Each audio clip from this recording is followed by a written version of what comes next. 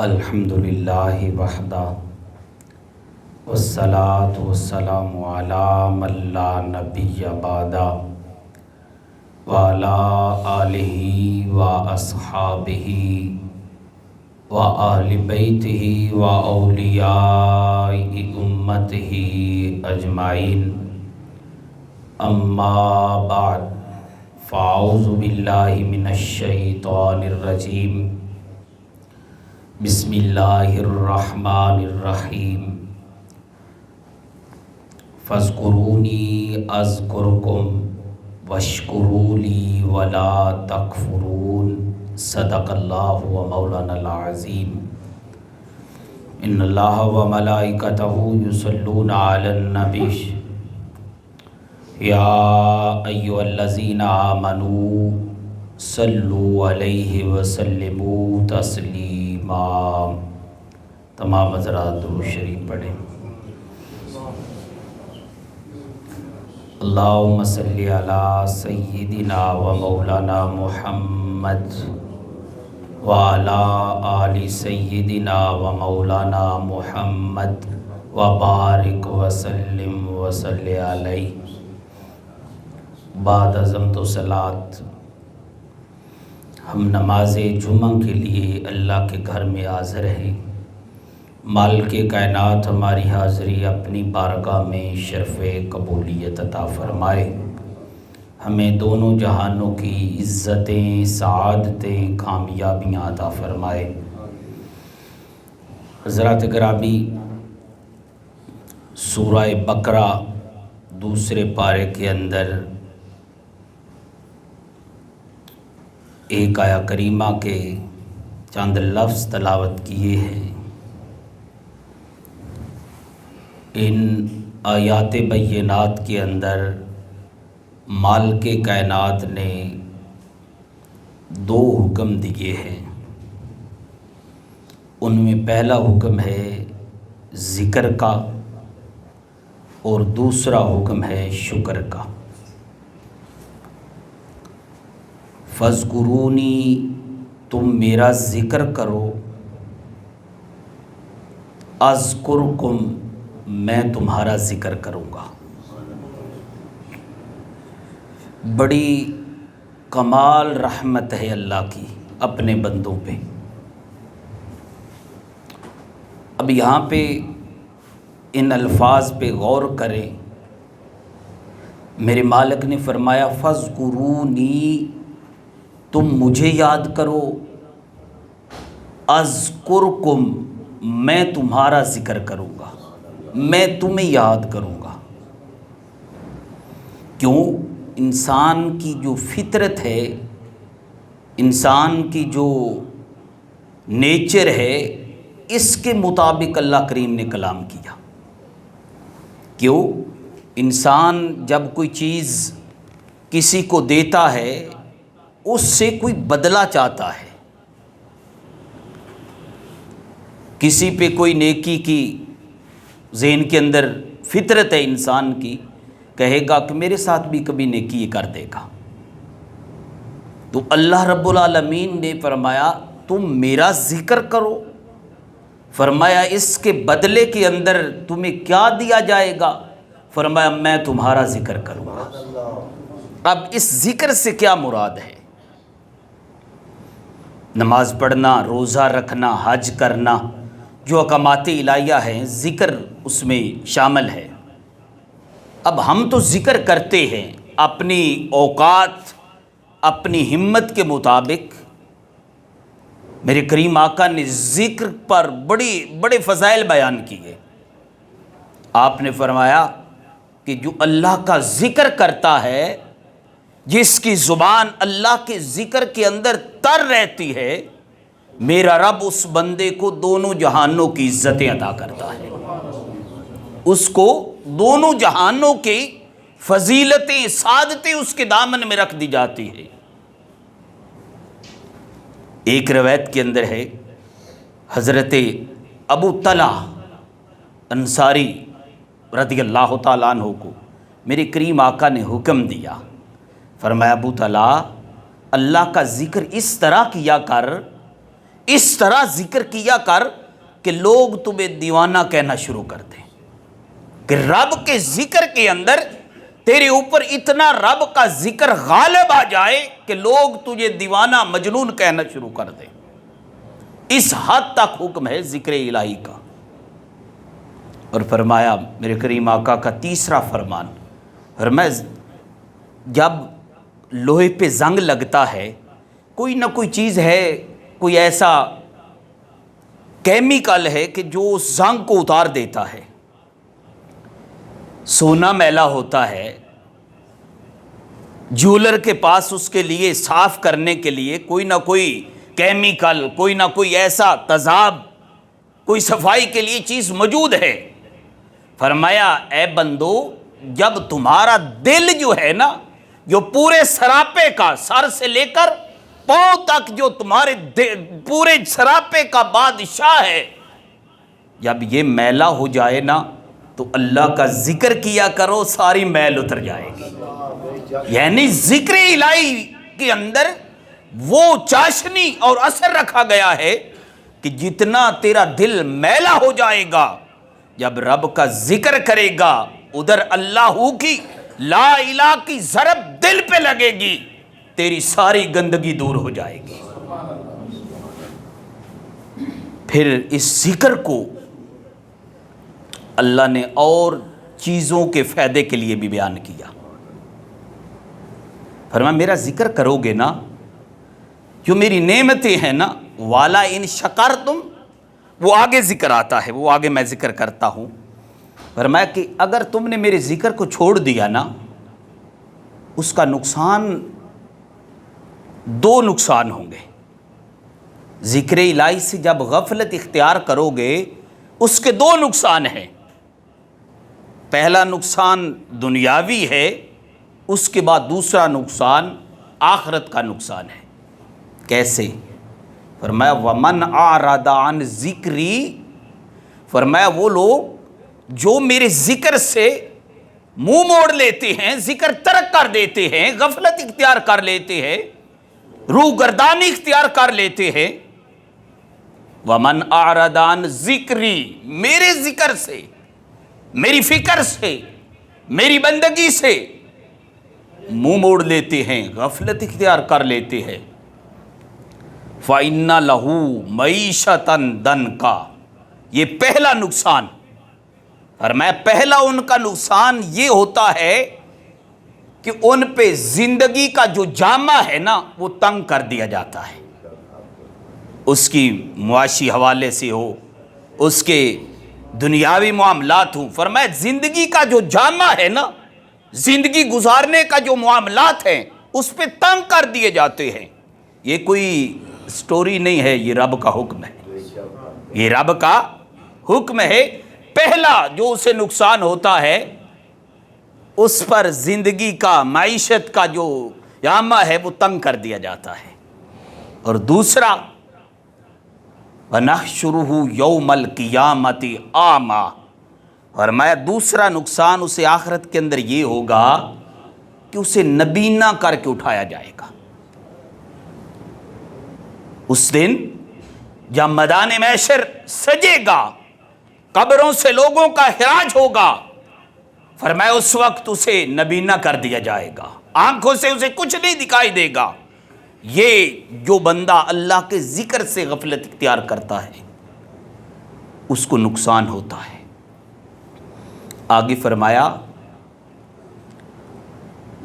فَاذْكُرُونِي أَذْكُرْكُمْ وَاشْكُرُوا لِي وَلَا تَكْفُرُونَ، فرمایا میرا شکر ادا کرو، میری ناشکری نہ کرنا۔ شکر کیا ہے؟ بہت بڑی نعمت ہے جسے یہ میسر آ جاتی ہے۔ اللہ نے اپنے نبیوں کے نام کے ساتھ باقاعدہ طور پہ شکر کا لفظ استعمال فرمایا۔ اِنَّهُ كَانَ عَبْدًا شَكُورًا، فرمایا بے شک حضرت نوح میرے عبد شکور تھے، یعنی شکر کرنے والے بندے تھے۔ حضرت نوح علیہ السلام عبد شکور ہیں، شاکر ہیں، شکر کرنے والے ہیں۔ وہ کیا شکر تھا، کیا انداز تھا۔ علماء مفسرین نے لکھا جب حضرت نوح علیہ الصلاۃ والسلام امام جریر طبری رحمۃ اللہ علیہ نے تفسیر طبری کے اندر لکھا، حضرت نوح علیہ الصلاۃ والسلام جب کھانا کھاتے نا، کھانا کھانے کے بعد اللہ کا شکر ادا کرتے، کہتے اے اللہ ساری تعریفیں تیرے لیے ہے کہ تو نے مجھے کھانا کھلایا، تو نے مجھے پانی پلایا، تو نے مجھے یہ نعمت عطا کی، مجھے جوتے تو نے عطا کیے، مجھے تو سانس لینے کے لیے آکسیجن عطا کر رہا ہے، مجھے تو نے کپڑے پہننے کے لیے عطا کیے۔ یہ زبان سے شکر ہوتا۔ اور پھر آگے میرے مالک نے فرمایا جو میرے نعمت پہ شکر ادا کرتا ہے نا، اس کی نعمتوں میں برکتیں دیتا ہوں۔ والا ان شکرتم لازیدنکم والا ان کفرتم ان عذابی لشدید۔ فرمایا جو میری نعمت پہ شکر کرتا ہے، کہتا ہے اللہ تیرا شکر ہے، تو نے مجھے یہ نعمت دی، تو نے مجھے یہ نعمت دی، تو نے مجھے یہ نعمت دی، تو نے مجھے عزت کی نعمت سے سرفراز کیا، اے اللہ تیرا شکر ہے، تو نے مجھے اچھا مقام دیا، اے اللہ تیرا شکر ہے، اے اللہ تو نے مجھے کھانے کے لیے اتنی نعمتیں عطا کی، تو نے مجھے مشروبات پانی کی شکل میں بے شمار نعمتیں عطا کی، اے اللہ تیرا شکر ہے۔ جب یہ بندہ ادا کرتا ہے، میرا رب فرماتا ہے کہ میں اس کی نعمتوں میں اضافہ کر دیتا ہوں، میں اس کی نعمتوں کو بڑھا دیتا ہوں، اس میں اضافہ کر دیتا ہوں۔ اور فرمایا جب میری نعمت آئے اس پہ ناشکری، ہر وقت پیسے بھی پاس ہیں، سب کچھ ہے، پھر بھی ناشکری، گلہ کرتا ہے میرے پاس ہے ہی کچھ نہیں، ناشکری کرتا ہے۔ فرمایا پھر ان عذابی لشدید، پھر اس کے لیے میرا عذاب بڑا سخت ہوگا، میری گرفت جو ہے نا اس پہ بڑی سخت ہوگی، جو شکر کی بجائے ناشکری کرتا ہے۔ اب شکر کیا ہے؟ سب سے ہمارے شکر کا زیادہ حقدار جو ہے نا وہ اللہ کی ذات ہے۔ کیوں؟ اللہ ہی ساری نعمتیں عطا کرتا ہے، وہی خالق حقیقی ہے، رازق حقیقی ہے، مالک حقیقی ہے۔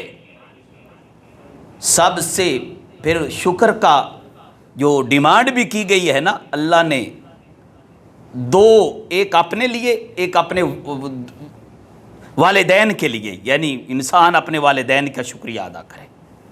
انشکر لی والدیک، اور میں سب سے پہلا شکر یہ ہے کہ تم اللہ کا شکر ادا کرو، اس کے بعد اپنے والدین کا ادا کرو۔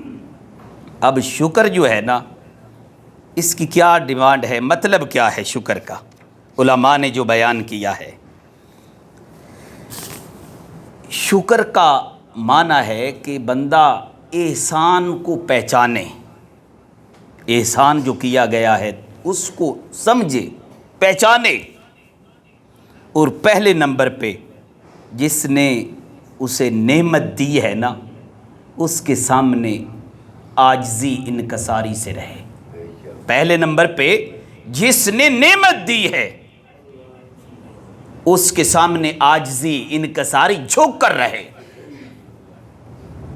دوسرے نمبر پہ فرمایا جس نے نعمت دی ہے نا اس سے محبت کرے، جس نے نعمت دی ہے اس سے محبت کرے۔ اب یہ 5 باتیں ہیں ذہن کے اندر رکھنی ہے، آگے جو گفتگو، آگے جو جملے آئیں گے یہی مطلب ہوگا آگے۔ پہلے نمبر پہ جس نے نعمت دی ہے اس کے سامنے جھک کر رہے، عاجزی اختیار کرے۔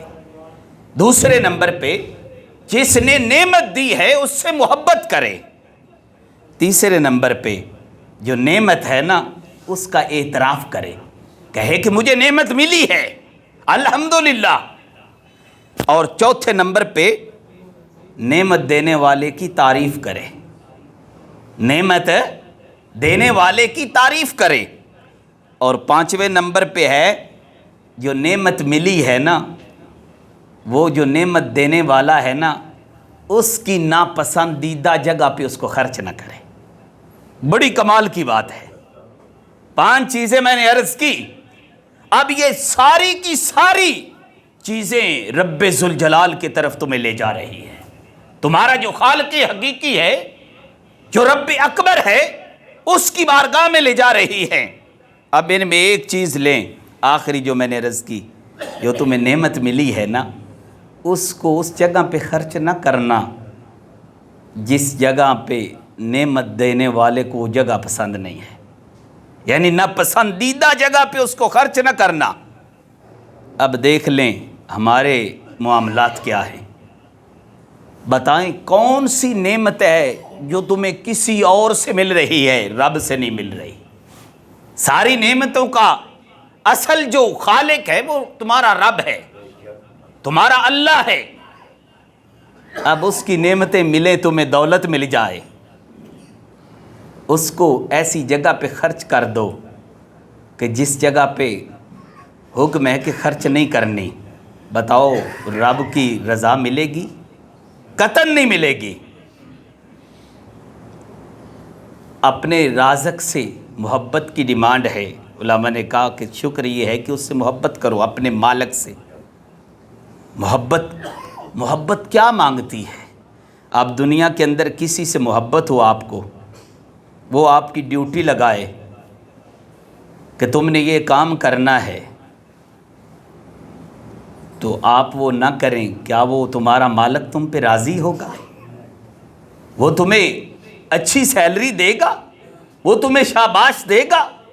حضرت کرم دنیا کا ایک مالک ہے، اگر وہ اس کی رضا تم نہیں حاصل کر سکتے، وہ تمہیں دنیا کی نفع نہیں دیتا، تو بتاؤ جس نے تمہیں پیدا کیا ہے، جس نے تمہیں دنیا پہ بھیجا ہے، باپ کے نطفے سے لے کر ماں کی رحم تک، پھر ماں کی رحم سے لے کر قیامت تک، جب تک تو نے دنیا میں رہنا ہے، ہر نعمت سے ہر مقام پہ اس نے تمہیں نعمتیں عطا کی. اگر ماں کے پیٹ کے اندر وہ غذا نہ دینا چاہے، کوئی ہے؟ ایسی کئی اموات ہوئی کہ کہتی ہیں، ڈاکٹر کہتے ہیں کہ جو ماں کے ساتھ تعلق ہے نا بچے کا، خوراک کی نالی وہ کمزور ہو گئی ہے. اب یہ اس کا چند دنوں کے بعد یہ ختم ہو جائے گا، سلسلہ سوکھ جائے گی. یہ وین آپریٹ کروا دو ورنہ ماں کو خطرہ ہے. ماں بھی نہیں بچے گی، بچہ تو بچے گا ہی نہیں. حضرات گرامی کچھ نہیں کر سکتے. بتائیں اس جگہ پہ بھی جو نعمتیں ہمیں دے رہا ہے، خوراک دے رہا ہے، پھر اس کا کیوں نہ بندہ شکر ادا کرے؟ پھر اس کی بارگاہ میں کیوں نہ جھکے؟ اس کی بارگاہ سے کیوں نہ مانگے؟ اور جو اس بارگاہ میں پہنچ جاتے ہیں نا، پھر وہ اس دنیا سے بے نیاز ہو جاتے ہیں. اس کا حکم ہے نماز پڑھو، زکوٰۃ دو، صاحب نصاب ہے تو حج کرے. فصلیں، نعمتیں، تم تو مٹی لیتے ہو، گندم لیتے ہو، مٹی کے اندر جا کے ڈال دیتے ہو. وہ مٹی کو کون صلاحیت دیتا ہے کہ تو نے مٹی اس دانے کو لینا ہے، تو نے ایک پودا اگانا ہے اور پودے کے اندر ایک ڈالی بننی ہے، پھر گچھا بننا ہے، اس گچھے کے اندر اتنے آگے دانے، ایک کے بدلے میں تمہیں سینکڑوں میں دانے ملنے ہیں. بتائیں زمین کو کون صلاحیت دیتا ہے؟ یہ ساری صلاحیتیں دینے والا میرا رب ہے. اور سب سے ثابت ہوا کہ سب سے زیادہ ہمارے شکر کا بھی حقدار ہے تو وہ اللہ کی ذات ہے. اس کی بارگاہ میں شکر ادا کیا جائے، اس کی بارگاہ میں جھکا جائے. اب نماز یہ بھی شکر ہے اللہ کا. اور پھر دنیا کا جو کوئی دیتا ہے نا مالک حکم، اس میں اپنا فائدہ اس کا ہوتا ہے. مثال کے طور پہ مالک ہے، کوٹھی اس نے بنائی ہے، اس نے سیکورٹی گارڈ رکھا ہے. وہ کہے گا آپ نے یہاں پہ گن لے کر، اسلحہ لے کر کھڑے ہونا ہے، یہاں پہ کوئی چور، لٹیرا، ڈاکو داخل نہ ہو پائے. اب وہ تنخواہ دے گا، فائدہ اس کا اپنا ہے، مالک کا. لیکن ادھر کمال رحمت نہیں میرے رب کی. فرمایا نماز تم پڑھو گے، فرمایا میرا کوئی فائدہ نہیں۔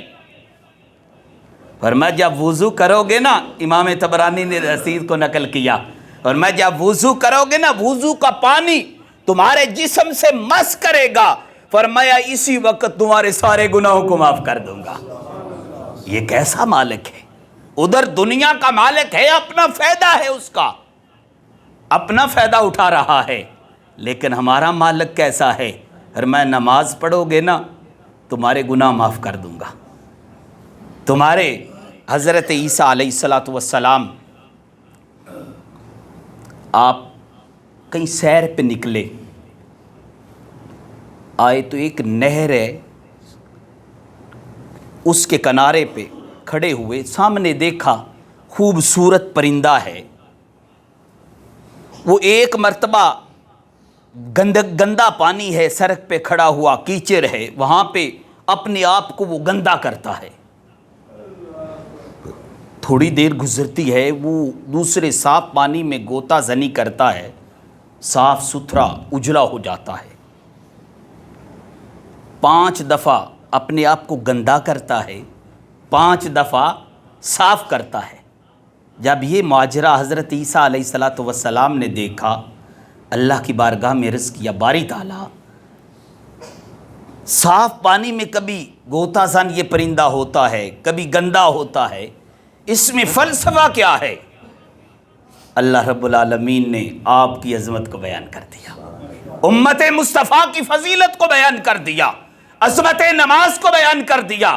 میرے رب نے فرمایا، میرے پیغمبر عیسیٰ تیرے بعد ایک میرا نبی آنے والا ہے، جس کا نام محمد ہوگا صلی اللہ علیہ وسلم۔ فرمایا آپ کی امت اسی طرح فجر کی نماز پڑھے گی، صاف ستھرا ہلکا جسم ہوگا، گناہوں سے پاک ہوں گے۔ فرمایا پھر دنیا کی غفلتوں، دنیا کے اندر اپنے آپ کو محو کر لیں گے، پھر جسم پہ گند لگ جائے گا، پھر زور کا وقت آئے گا، پھر وضو کر کے میری بارگاہ میں کھڑے ہو کر مجھ سے معافی مانگیں گے۔ فرمایا میں ظہر تک سارے گناہوں کو معاف کر دوں گا۔ فرمایا اسی طرح 5 دفعہ دنیا میں غوطہ زن ہوں گے، گندا اپنے آپ کو کر لیں گے، پھر 5 دفعہ میری بارگاہ میں آئیں گے، میں انہیں صفائی عطا فرما دوں گا۔ یہ وہ عظیم عبادت ہے، یہ وہ عظیم عبادت ہے کہ جو دل کو سکون، تھکاوٹ کو دور کرنے والی ہے۔ نماز اللہ کا حکم ہے اور شکر کا ذریعہ ہے نماز۔ جب بندہ یقین کریں، کبھی محسوس کیا کریں، نماز پڑھنے کے بعد سر سجدے میں رکھ کے نا، سر سجدے میں اور تصورات کے اندر اپنے مالک کے سامنے پیش ہوں، اور یقین کریں جب تصورات کے اندر اپنا مالک آئے گا نا، تمہارا رب، اور اپنی خواہشات، اپنے معاملات رکھ کر جب سچے دل سے اپنے رب کی طرف رجوع کرو گے نا، اللہ کی عزت کی قسم اپنے رب کو اپنے سر پہ پاؤ گے، اپنے خالق کو اپنے قریب پاؤ گے۔ اور تمہیں مایوس کیوں؟ وہ فرماتا لا تقنطوا من رحمت اللہ، میری رحمت سے نا امید نہیں ہونا، میرے کرم سے نا امید نہیں ہونا۔ فرمایا آنا تیرا کام ہے، تیرے گناہوں کو معاف فرمانا میرا کام ہے۔ اللہ تعالیٰ عمل کی توفیق عطا فرمائے، آمین۔ وما علینا الا البلاغ۔